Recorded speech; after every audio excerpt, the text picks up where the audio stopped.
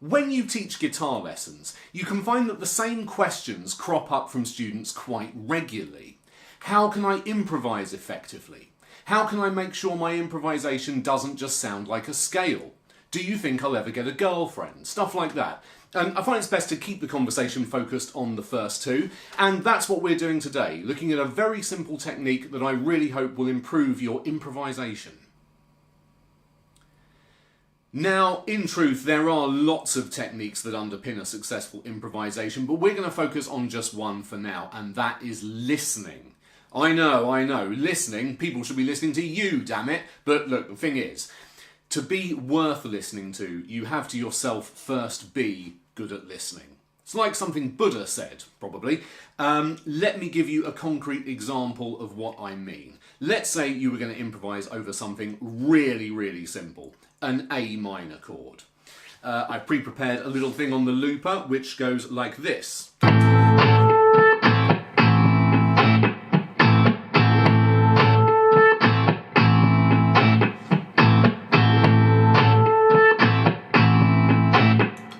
An A minor chord.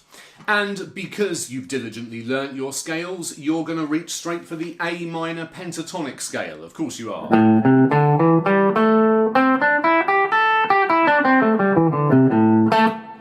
And you have a go at playing over the top of that, and you can play the correct notes and play in time with it and so on, but it's still leaving you faintly unsatisfied. It doesn't feel like it's made the leap to music quite yet. Well, I hope the following will really help.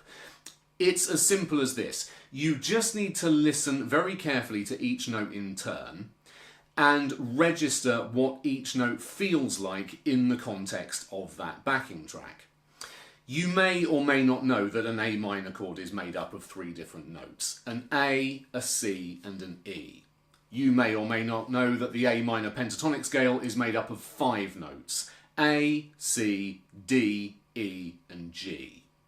So it has the 3 notes of the A minor chord plus 2 extra ones. But here's the thing, you don't actually have to know that. You certainly don't need to be thinking about that consciously while you're playing. In fact, I would argue it's better if you definitely don't do that. It's as simple as just taking each note in turn and making a little bit of a mental note of the musical effect of it. Let me give you a bit of a demonstration.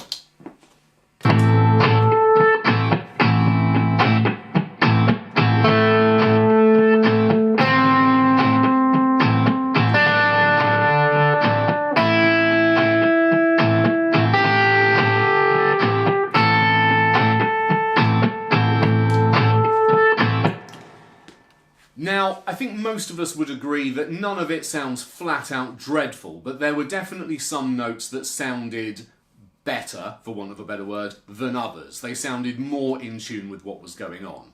Those were the chord tones, the notes from the scale that are in the chord that's being played, the A, the C and the E.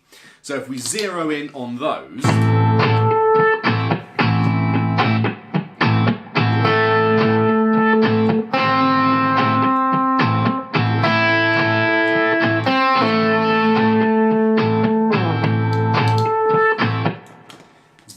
very in tune, kind of different degrees of being in tune. The A note sounds the most stable and we get a different kind of harmonic effect from the C and the E.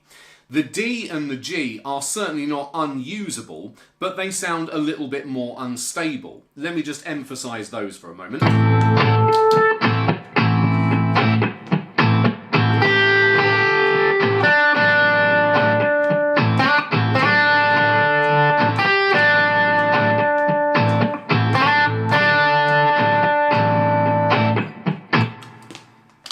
Not out of tune exactly, but it doesn't really feel like we've done something very musically nourishing. It feels a little bit lost at sea. So you can definitely use that effect and stop on those notes, but it's probably most effective if there's a resolve to one of the chord tones afterwards.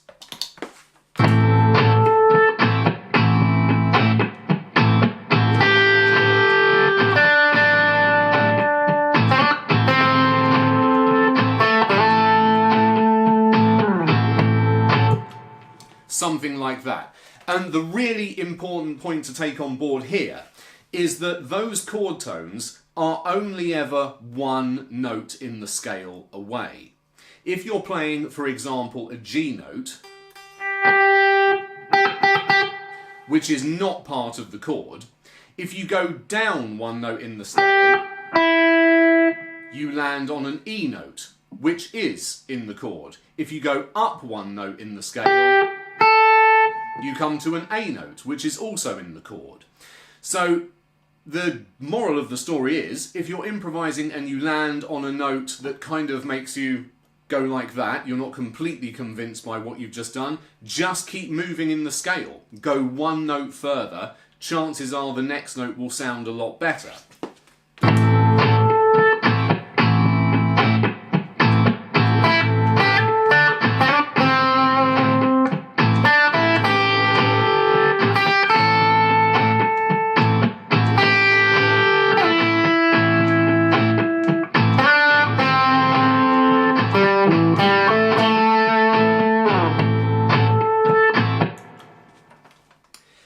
All well and good, however, most of the time you're not going to be improvising over a single chord. Let's try something a little bit more intricate. Right, so now our backing track might seem a little bit more demanding. It goes like this.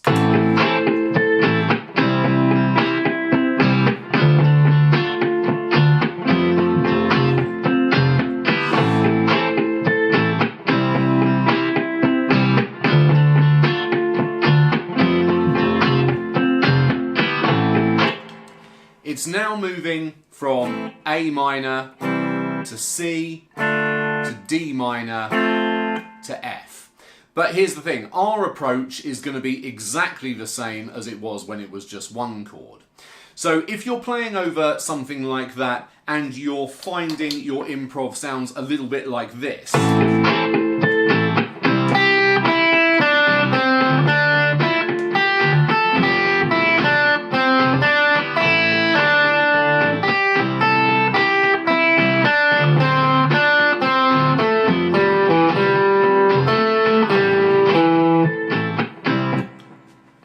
then I would humbly suggest that you're thinking a little bit too much about what you're doing and you're not paying attention enough to the track. Leave more room for each note to breathe and pay attention again to how it sounds against whatever chord is happening at the time.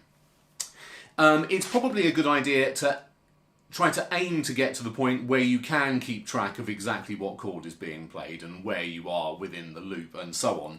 But to get started, you absolutely don't need to do that. You just need to pay attention enough to recognise whether the note you've stopped on works to your liking or not.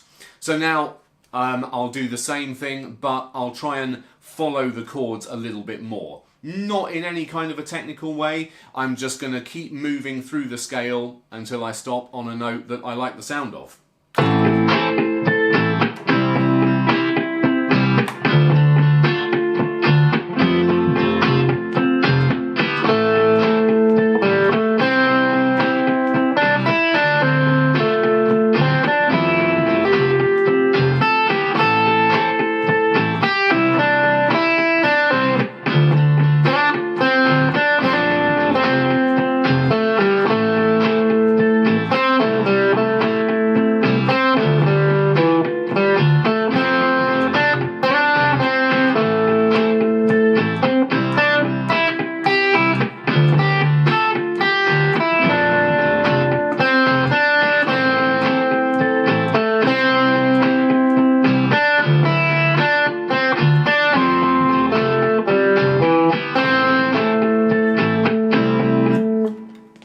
So nothing remotely technically complicated really. I was staying just in the one scale position there, but the only difference was I was just registering the sound of each note against the chord and just moving until we got a harmonic effect that I quite liked the sound of. And there we go, something hopefully to give your improvisation a little bit more focused. Really hope there was some stuff of use there to you. Let me know how you get on. And if you would consider liking and subscribing and all that business, I'd be very grateful. Thanks ever so much. I'll see you again with something else soon. Cheers.